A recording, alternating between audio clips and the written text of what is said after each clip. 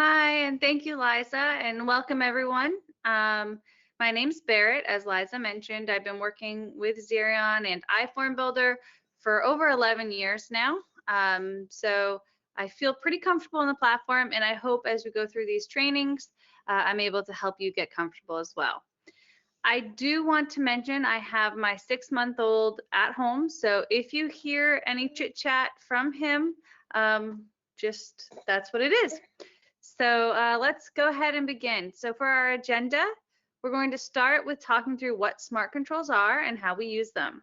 We'll then go into what iFormBuilder built-in functions can do. I'll show you some on my device, and we'll talk through what they look like and how they can truly help build a better user experience for anyone administrating the forms as well as the end users. We'll talk through some of the element dynamic attributes and reference IDs, and then we'll go into the form dynamic attributes and reference IDs. And lastly, I will go into building a smart form. As Liza mentioned, if you have any questions at any time, please go into the chat and ask. I'm happy to answer anything. When I've gone through this content in the past, sometimes some individuals say I go too fast. So if that's the case, just let us know and I'm happy to slow down. So let's start with the basics. What are smart controls and how do we use them? So with smart controls, you're able to add logic to your forms. You're able to add this custom experience for your end user, and you're able to eliminate human error as well as user interaction.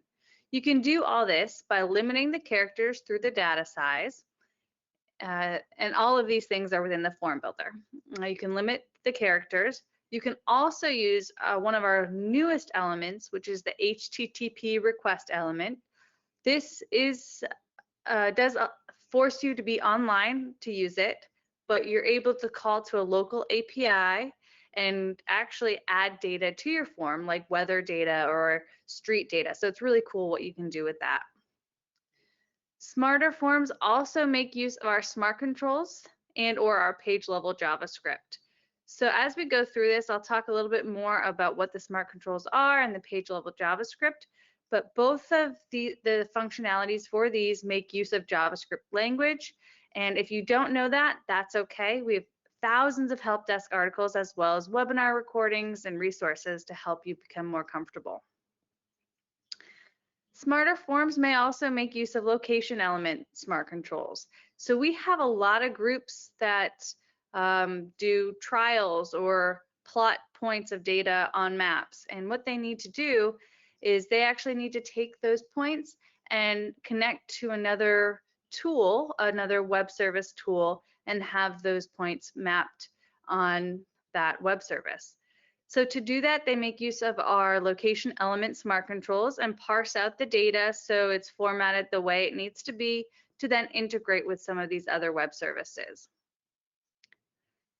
Smarter forms also make use of segmented option lists, and we'll talk through what that looks like, but basically what you're able to do is have a really large list and then have at least 1 or 2 follow-up lists, and those follow-up lists are only show the information to the user based off of what they selected in that first list. So you're really able to have a better end user experience and only show what applies to them. We have our iFormBuilder built-in functions, which I mentioned. I'll be showing more of that to you later. Lookup element is also a great way to make a more dynamic form. The lookup element, if you're familiar with VLOOKUP in Excel, you're essentially able to call to a local database and populate information in your form. And lastly, our smarter forms can make use of our reference IDs as well as dynamic attributes. I'll show you some examples of those later on, but essentially you're able to really configure how the form functions for the end user on their device. So what are smart controls? You're able to validate elements. You're able to give your end user some feedback on if they're choosing the select response or if they need to go back and change their response. You're able to add that lookup table where you're able to call to that local database to populate information so the user doesn't have to put in information that you already have. One of the most popular things that you can do with the smart controls is you add this skip logic. So you're only showing the user questions that apply to them. You can restrict visibility. So maybe you need to have a total fields in your data output, but you don't want to show that to your user. So you actually have a hidden field in your form that's performing that calculation and just using it in your reports, and the user doesn't need to see it. And lastly, another popular thing to do with our smart controls is to default the form values. This is extremely helpful when we're talking through the date and time elements. So instead of having the user go in and tap the date and time that they're starting the form, you can just use the JavaScript to default the date and time, and it'll populate for them. They don't have to do a thing. So a little bit more information on smart controls. Smart controls are designed to use our JavaScript statements. So almost any JavaScript statement you can use, unless it's like the color of the font or something like that. So if it's about functionality, you can use it here in iFormBuilder. When you create these JavaScript statements, you're going to use the element names. And when we go into the form builder, I'll show you that as well. If you've been building forms, you're probably aware that there is a label for each element that you add, and there's also a name. That name is what we use with our smart control statements. For each type of smart control statement, or for each smart control, we have the dynamic value, condition value, dynamic label, client validation, client message. All of those have their own purpose. And I'll show you some examples of those right after this slide. But just keep in mind, if you put your JavaScript statement in one of the other smart controls that it's not supposed to be in, it will function differently. An example of that is when you're talking about when an element is viewable to a user. If you put it in dynamic value instead of condition value, then it'll show the response as null, or it'll do try to do some sort of calculation instead. All right, so before we actually go into this, let me show you where these smart controls are in our forms. Oops. Bear with me here. So I'm just going to open up any one of my forms here. And when you go to the element properties, on the right-hand side, you're going to scroll down. This is where you see your list of smart controls. So that's, again, the dynamic value, condition value, dynamic label, client validation, and validation message. When we talk through this first one, dynamic value, this is the one we're going to use most often if we're going to default our values. So like I mentioned before, if you want to default the date, you would put this into the dynamic value, and that would default that date and time, or date or time element to populate once the user starts their form. You'll also use the dynamic values when you're talking through calculations. So any sort of calculation you're going to use, you're going to make use of this dynamic value. Our next smart control is our condition value. The way I think about this one is this is all about the view. So with this is where we're going to do our skip logic. So you're able to define when a user sees a certain question. That's completed in this condition value. Also, as I mentioned before, if you want to hide an element from the user's view on the device, but you still want it to perform some action in the background, that's when you'll type in false in that condition value to hide it, but still have it be active.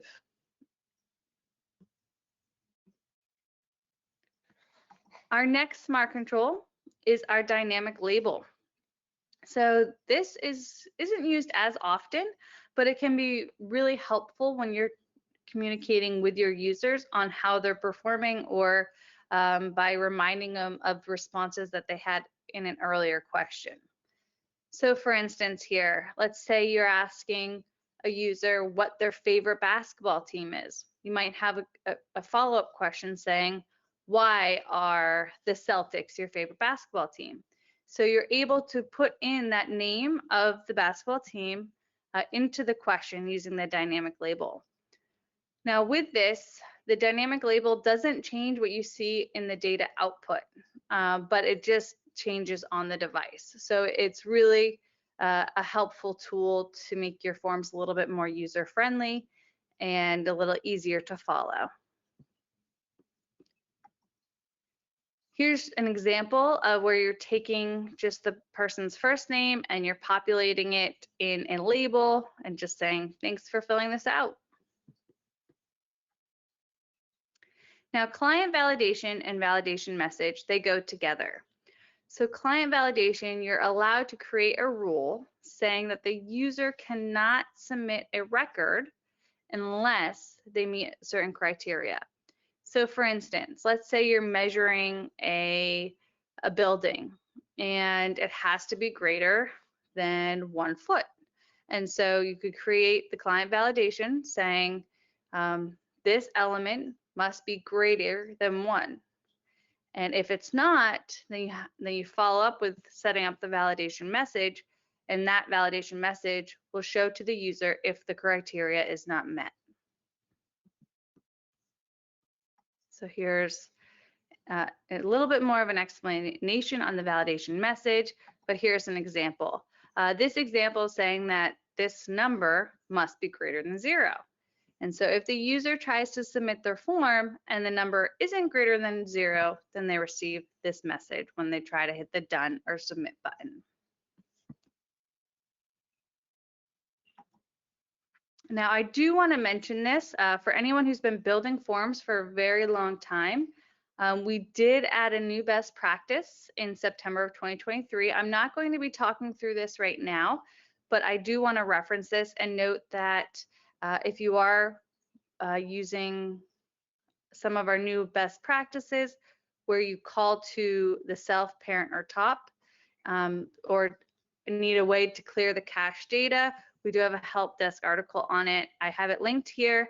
I also have some more information here, but we'll definitely make sure we send this along to you with the follow-up. I do want to just mention this so that you are aware that we have a new best practice. Before I go into the iFormBuilder built-in functions, Liza, are there any questions so far? Hi, Berit. Looks like we don't have any questions yet. All right. So with that, I'm going to start by, before I even show you what we offer with the built-in functions here, I do want to show you what it looks like on our device. So these iFormBuilder built-in functions are able to populate fields in your form that eventually you would hide from the user's view. So this can be really helpful because it'll basically give you all the information about the user, the device that they're using, and so much more. So if you have to troubleshoot for them later on, you have all this information being captured in the background of your device. Now, this is a list of all of our built-in functions. You do not have to use all of them, of course. You'll probably find that some of these make more sense for your projects versus others. I have found that when it comes to troubleshooting, knowing the individual's OS type, the OS version, the app version, and the app name can be really, really helpful. You'll notice we also have some built-in functions for calling to the person's username, first name, last name, and email. This all comes from the information from that user when you actually build their user in user management. So as I scroll down here, you can see that we have our profile ID, our page ID. The page ID is actually referring to the number, the ID number that's associated to a form. And you have your form name and your form label as well. At the bottom here, this is using our built-in functions for our location. So if I wanted to auto-populate my location element, I hit yes, and it fills in that location element with where I'm located. I also have it automatically parsing out the location data into separate fields. So if I am integrating with some of these other systems, I can configure and have it set up the way that I need it to be. Now this, as I mentioned before, this is just a form that consists of all of our built-in functions. I will share this with you later. But what I usually do is I take that as a form template.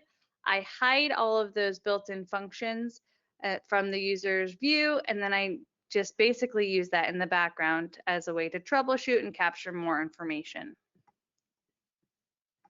So here's what they look like. This is where if you wanted to add some of these to your forms, all you would have to do is copy like iFormBuilder.firstname and then put that into the dynamic value in your form, and then it would fill in the first name. You could also use the iFormBuilder.firstname with that dynamic label that we spoke about earlier. So you could put the user's name into the label, so when they're filling it out, they feel like it's more personalized. As I mentioned here, we do have the location data built-in functions. So this is where it's calling to that information. You can concatenate some of these fields. So if you did want to have the latitude and longitude together, all you'd have to do is put a plus sign in between. And I could show you what that looks like momentarily when we do our demo, but we'll do a plus sign in between and then a space or a comma, and then another plus sign, and then have longitude after. So it's populating the latitude and longitude together in a field.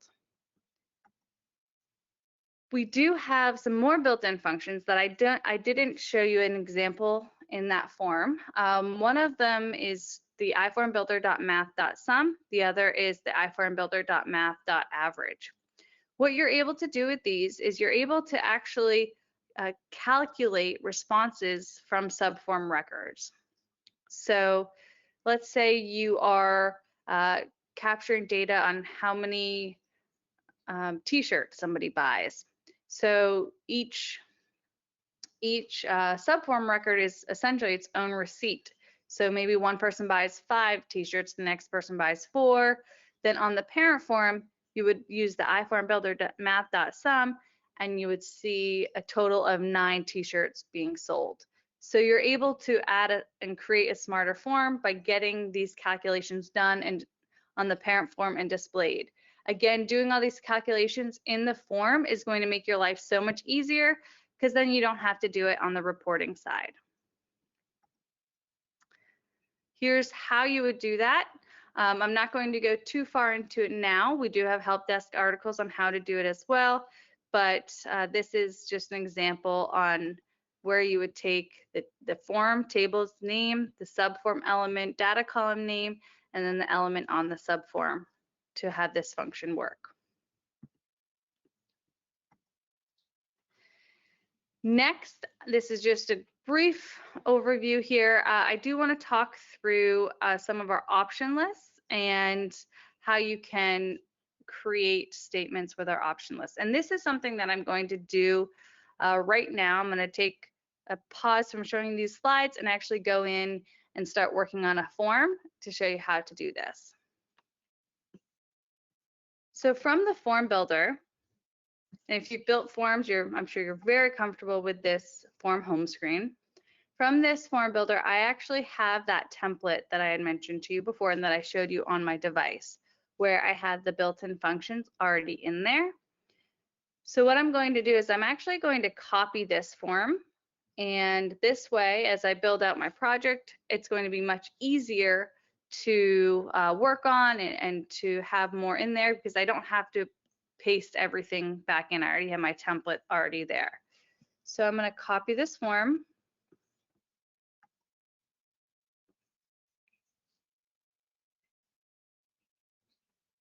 And the first thing I'm going to do is actually go into the form properties and change this name, because right now it just says it's a copy and it appends the number 1 to the end. So I'll call it webinar building blocks 102 2024. I'm going to have that as the same name for the table name, but then add the underscore P, following our best practice and noting that this is a parent form. Let's save changes. And everything that I'm going to do now, I want to have at the very top of this form. I can come in, and if I want to delete this label, I can. So I'm going to just delete this. This is telling me if I had captured any data, that it would delete the data with me deleting the element. All right, so the first thing I want to do here is I'm going to add an option list. We have a few different types of option lists. We have the pick list, the multi-select, and the select. Our best practice is if you have 3 or more options, then use the pick list. If you want them to choose multiple, then that's when you'll use the multi-select. So I'm going to go ahead and add the pick list element to my form here.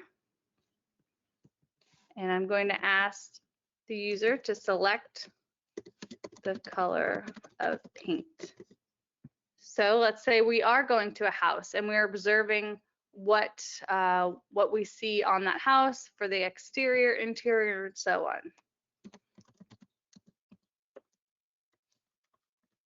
So I'm going to just make sure this name, because this is what we're going to use for our built-in functions, or for our smart controls and built-in functions. We need to make sure that this doesn't say like my element 1 and so on. So once we have this here, if you're familiar with building forms, then you're familiar with how you go into the option list and then select the option list that you want associated to this element. So I'm going to go through this practice here. I'm going to choose a color option list that I know I already have in here.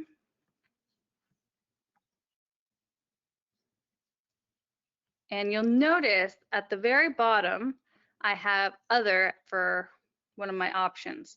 So what I want to do with these smart controls is I want to set this up that if the user selects other from my option list, then they have to see a text area or a text element to type in that other color. So I'm going to pay attention to this key value. I notice that it's all lowercase. This is important because when we do our smart control statement, we have to reference this key value, and we have to make sure we have the correct capitalization with that. So I'm going to assign selected.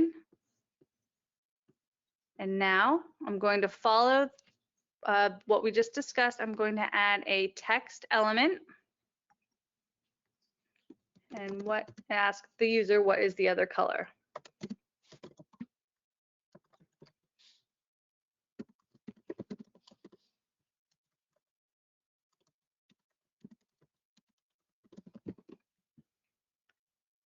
Okay, so here I briefly showed you this slide. We're going to use one of our other built-in functions called ZC display key. This is going to call to that key value in that option list. So where we just looked at it, we noticed that it's other in all lowercase letters. But we're going to start with typing ZC display key. And we'll do this in the dynamic value.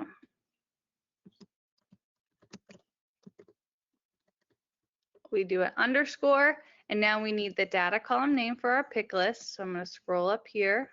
So again, we're always using these names for our smart control statements. And I'm actually putting this in the wrong spot. So this should be in the condition value because we're talking about when this element is going to be viewable to a user.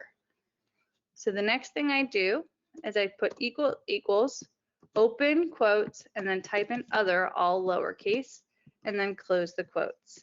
So again, what this is saying is call to the key values in this option list data column name.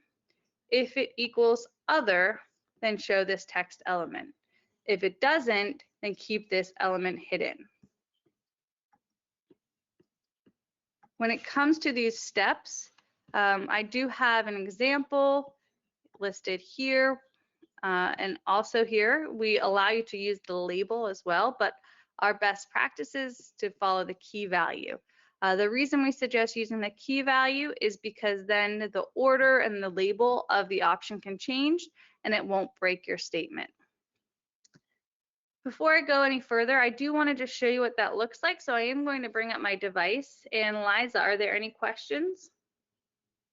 No questions at this time, Berit. All right, hopefully that means everyone is just so excited and following along and doing the steps too. Okay, so I am waiting for my device to sync. And while I'm doing that, for the sake of time, I will continue a little bit here. So the next piece that I want us to look at is the element dynamic attributes as well as the reference IDs. So when it comes to our dynamic attributes, there are 5 elements that can make use of our dynamic attributes. Now, if you've never noticed the dynamic attributes, I do want to point out where those are located. So you'll notice in our element properties section, we have this area right here called dynamic attributes. If it's not one of those 5 elements that I just showed you, then nothing will appear in this list. Now, if I go in here and I select our date and time element,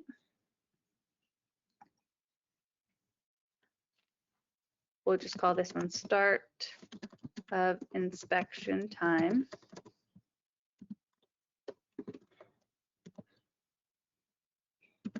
Do time and date. Okay, and in our element properties, as we scroll down, you'll see now that we have this box that in our dynamic attributes.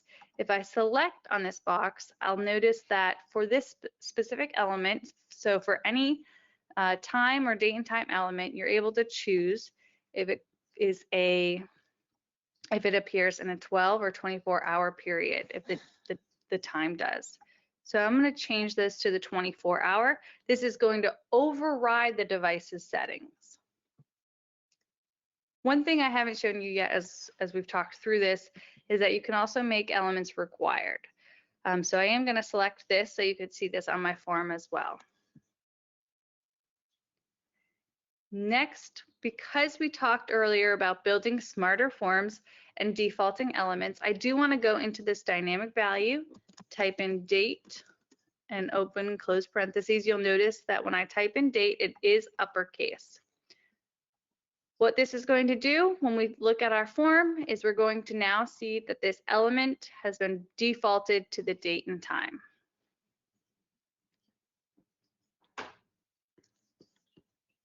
The other dynamic attributes we have are for elements, our multi-photo, our HTTP request, our lookup element, and then we just mentioned the date and date time. Now I do want to show you the multi-photo because it is a newer element and it can be really helpful when it comes to capturing data.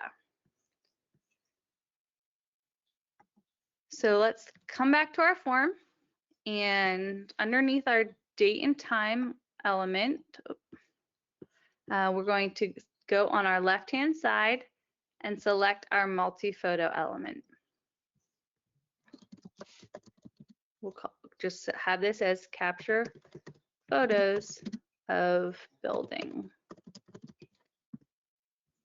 Now, as we scroll down, again, we see our dynamic attributes. In here, we have 3 options. So by default, you're able to capture 6 photos with the multi-photo element. Let's say you only want to allow them to capture 4. So I'm going to come in here and type 4 into the multi-photo element. This way, maybe they just capture each side of the building. Another attribute that you can add, because you can use more than one, is you can disable either the camera or photo library. So if you want to be sure that the user is going to be capturing brand new photos every single time, then you're going to disable the photo library and they won't even have the option to use the library. We're just going to save our form, and in a little bit I'll bring up my device and I'll show you what this looks like.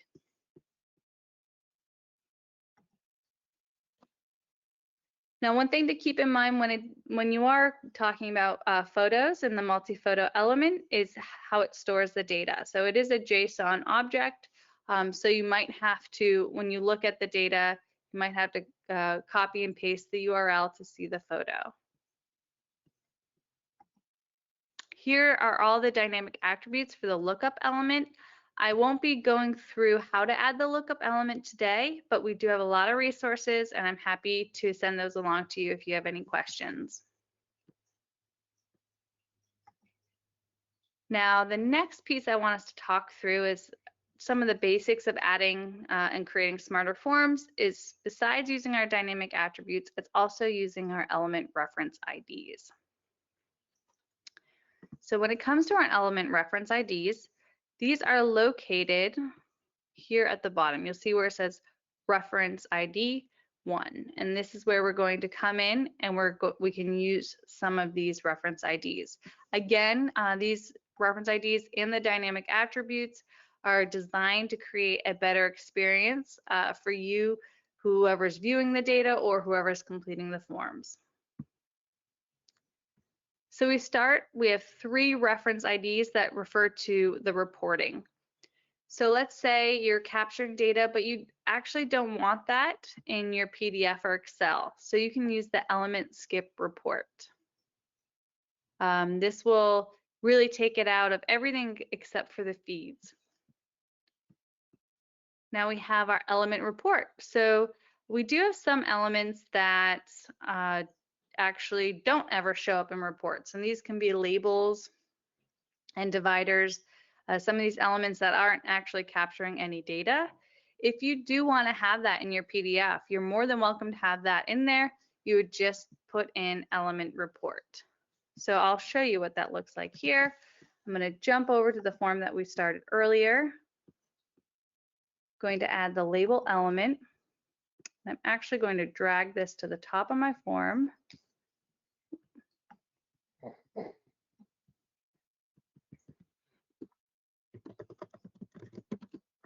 And just call it building inspection 101. And I'm going to scroll down to my reference ID and type in element report. So now when I look at the PDF or any of my reports, this label is actually going to be in there. I'm going to see where it says building inspection 101.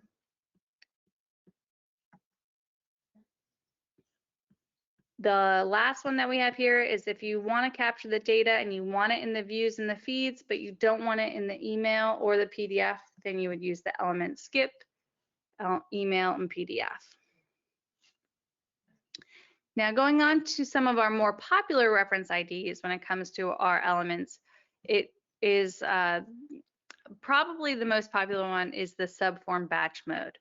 So for those of you who are in our session 101 or have worked with FormBuilder before, you understand that subforms are essentially their own forms that you attach to what we refer to as a parent form. Well, with these subforms, you're actually able to capture multiple entries. So if you want to make it a faster experience for your user, then you'll use this subform batch mode. And I'm going to copy this and I'll put this as an example so that you can see what it looks like on our device. And when I send over this form package later, you'll be able to see that as well. So let me just go to under where we asked the other question. And I'm going to add a subform element here on the left-hand side. And we're going to capture more information here.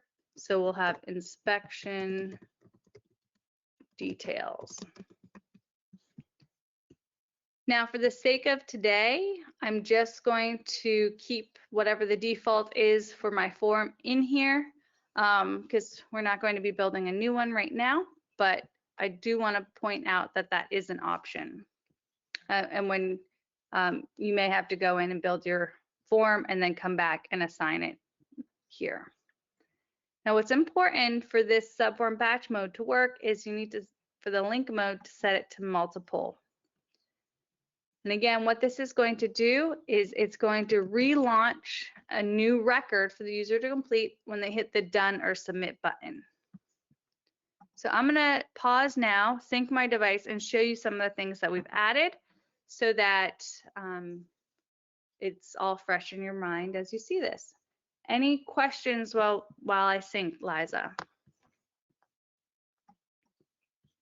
No questions at this time, Berit. Okay. So I'm just waiting for my device to sync.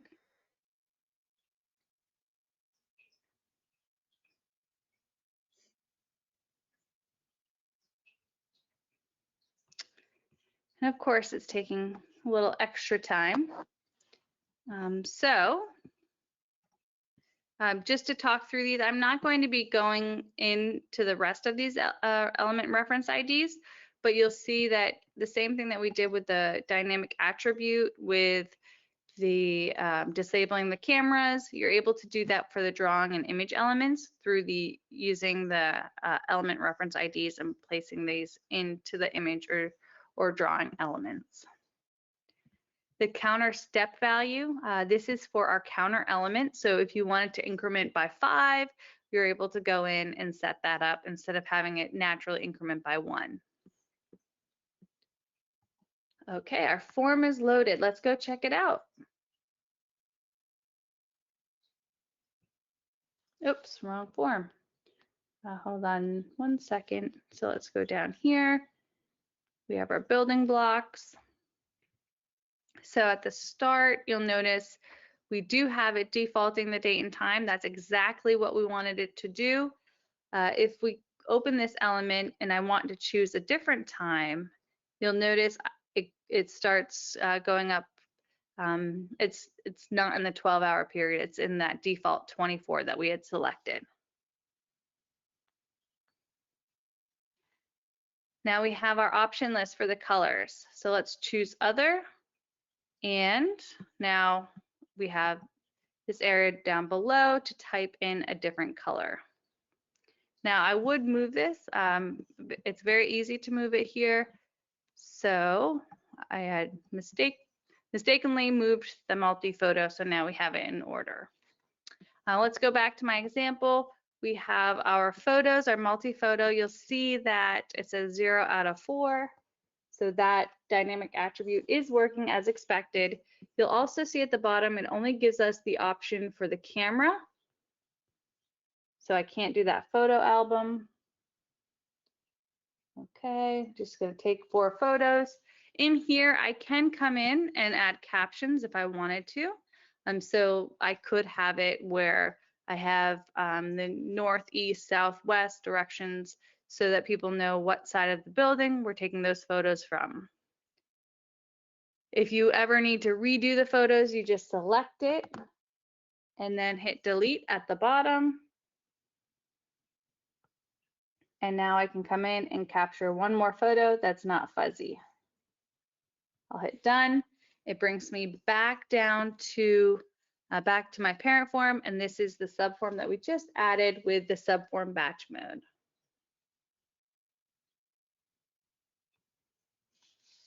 This is using our image element.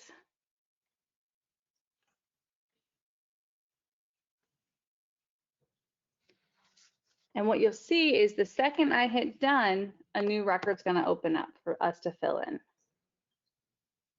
And that's that subform batch mode. So I can keep going through this process of capturing multiple records until I'm all done.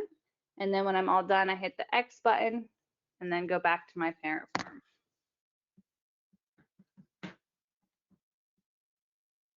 All right. And with that, if there are no questions, I will continue. We do have one question actually, Berit. Sure. We had a question that said, can you show an example of verifying a form has a minimum number of subform elements using iForm_table_sum?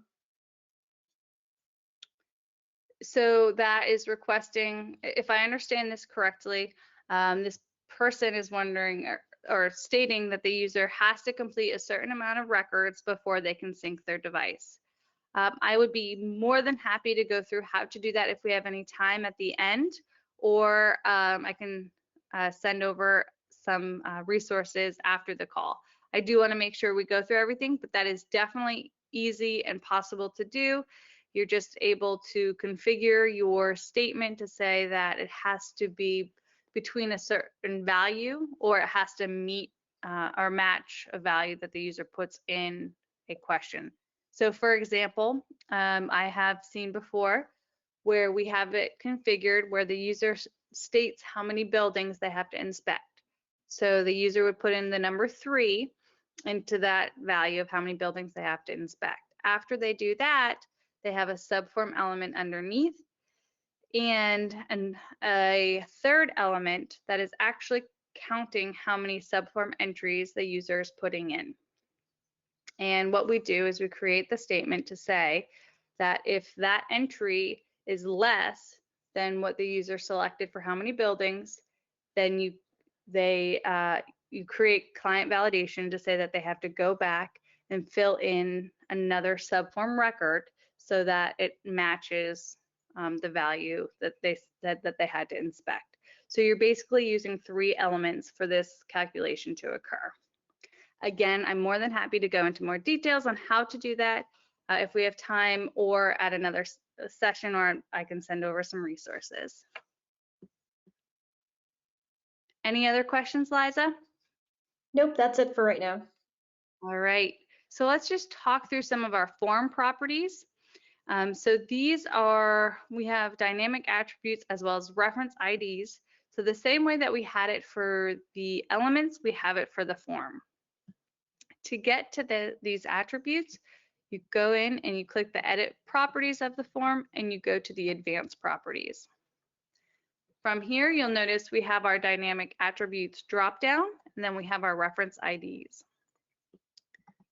In our dynamic attributes, the first 2 are focused on how you are going to, if you're looking at the map, how the map is structured within the device and what configurations you have in place. Now, this next one is going to disable the delete records button on the device, and I'm going to show you, I turned that on, and I'm going to show you what buttons it is actually referencing. So if I go back here, you'll notice we have this little trash can in the bottom left-hand corner. So if you don't want to show this trash can to the user, because what they can do is they can delete the draft records, uploaded records, all records. If you don't want to give them that power, then you turn it on here in the dynamic attributes. They can still delete by sliding over, but they have to do 1 deletion at a time. Another dynamic attribute that I use very often is the ability to update assigned and completed records. So if you are familiar with how iFormBuilder works, you're able to fill out a form. The form is just the questions, and then sync it to the cloud. And once there's data in that form, we refer to it as a record. Those records can be assigned to a user. So if you want to allow them to keep that record on the device, but also make edits and get it reassigned, then you're able to do that by turning on the update assigned and completed records. So I'm just going to keep these 2 on for now. And then I want to talk to you about these different reference IDs. So with these reference IDs, we have a lot of different options that we can do. So each reference ID 1 through 5 has a different purpose. So reference ID 1 is really about how the record is being submitted. So you'll notice in some of these examples, you could configure it so that a form is only available to a user from 9 to 5. Outside of that window, they don't see that form on their device. It's just basically hidden from them, so you're not losing any data. Nothing's happening to the records themselves. It's just hiding the form from the user's view outside of the time window. That's the one I feel like is most often used. The one that is used quite a bit as well is the single submission. So if you have a form that you want the user to just fill it out at one time, once they fill it in, it's no longer viewable on their device. So that's reference ID 1. Reference ID 2, this is the most popular reference ID because you are able to configure the table that you see on the device. So an example of what we're referring to here is this table. So by default, it's always going to show you the top 3 elements that you have in your form.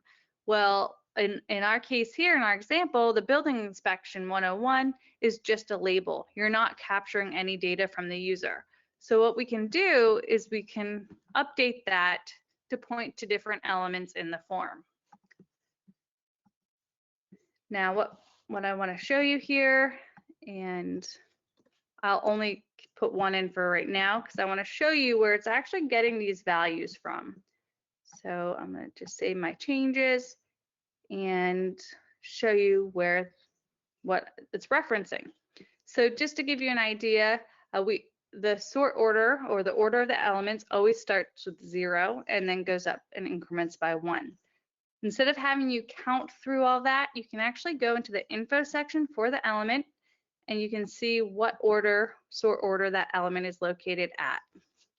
So let's say that I wanted to have the start of the inspection time be a part of that table.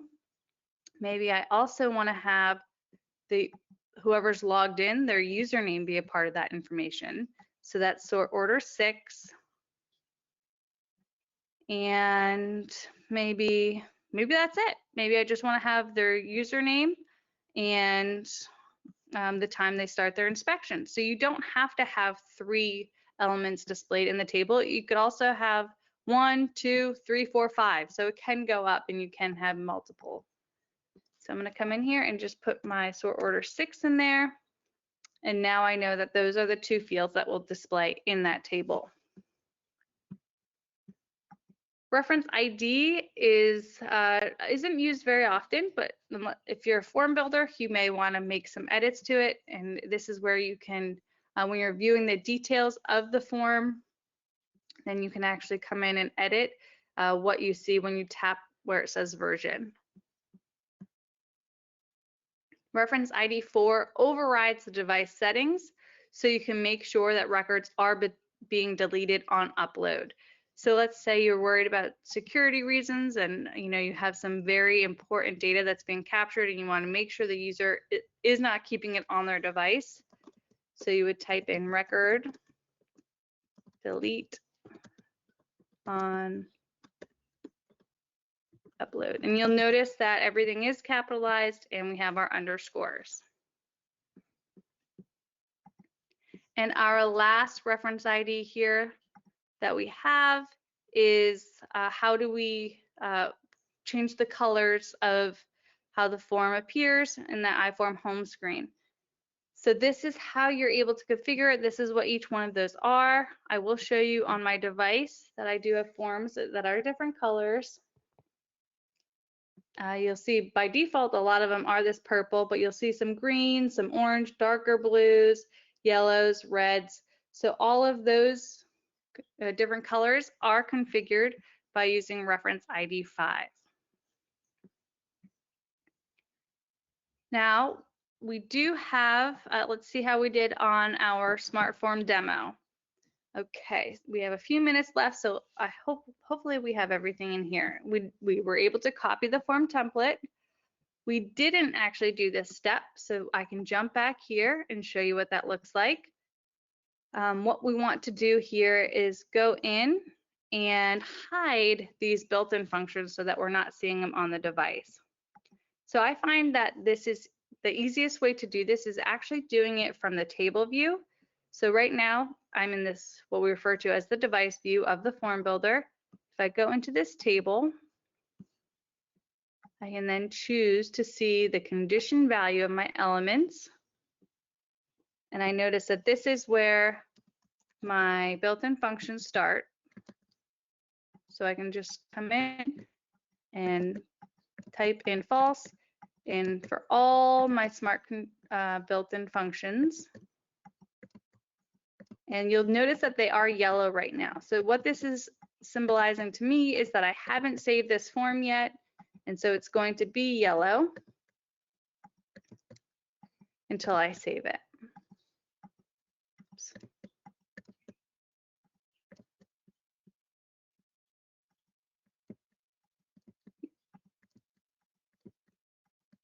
And just bear with me another minute. I'm almost done here. So I'm going to save. And again, what we'll see is we won't see any of these built-in functions in our form anymore. We will just see those top questions that we had. So we did add our multi-photo. We did add the other using our ZC display key value. We used our display field. We did connect a subform to a parent form, but we didn't update, we didn't actually put numbers in there.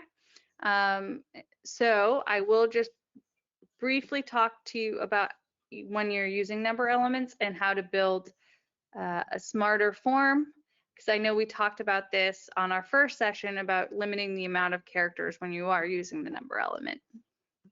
So to just show you what that looks like here, underneath our inspection detail subform, I am going to add a number element. And I'll ask how many individuals were on site. And we are going to assume that there were no more than 100 individuals on site, or 999. So what I'm going to do is I'm going to go down to this data size and put in 3. So this is saying that there can only be 3 characters for this response. And what I can also do is to clear out if there was any chance that any data was being cached. The way that I would clear out this value here is I would use self dot and then the data column name of the element that I'm in. Again, this is going a little bit further than what I wanted to go today.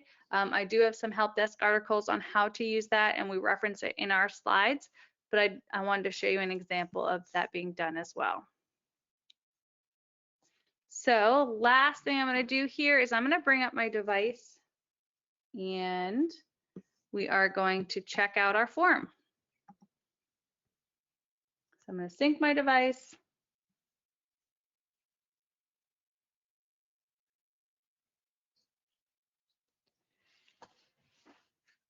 And once I do that, again, we shouldn't see any of our built-in functions because we just hid those. When we launch the form, we should only see those 2 elements in the table being displayed. And we should have it where we can only put in 3 characters, up to 3 characters for our number element.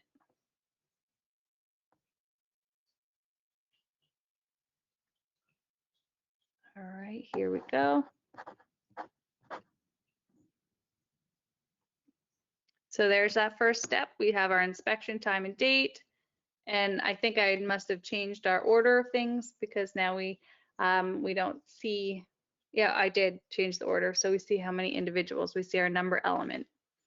We don't see the trash can at the bottom, so I can't delete multiple records. And now we come in here, and if we go to our how many individuals were on site, I can only put up to 3 characters. All right, any questions on the form? No additional questions, Berit. Okay, so Liza, with that, would you mind launching our poll, please? All right, so I'm launching the final poll just to get everyone's feelings about how we feel about building smart controls after everything that Berit has gone through today. Again, my hope here with today's session is to really just tell you what's out there, how to get started, and then when it comes to building more advanced functionality, if you need any help, we're more than happy to help you. All right, sounds like people are feeling great, Berit.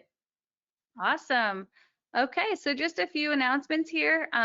We do have Zerion Academy getting started asynchronous courses that are now available. They're available to anyone on your team. You can create a new Zerion Academy user, and then once you log in and you're in the dashboard view, you'll see a little button that says Getting Started Courses here, enroll now. Go ahead and enroll, and I'll give you the ins and outs of the platform.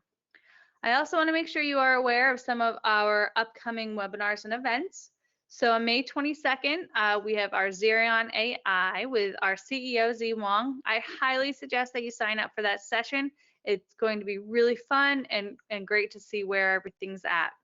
with Zerion AI.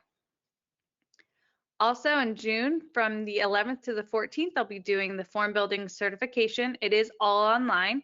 We'll be sending you these links, so if you want to sign up for it or have someone on your team sign up, I highly suggest doing that. It's a great way to become more comfortable with the platform.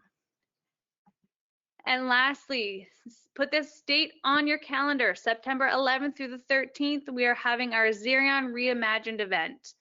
We're going to have workshops, we'll have some trainings, we'll also have some award ceremonies. So it's going to be a great time. And if you're somebody who wants to present, please let us know. We're happy to have you present as well. Just thank you for your time today. We all appreciate you taking time out of your schedule to learn the platform. If there's anything we can ever do, please let us know. We're here to help.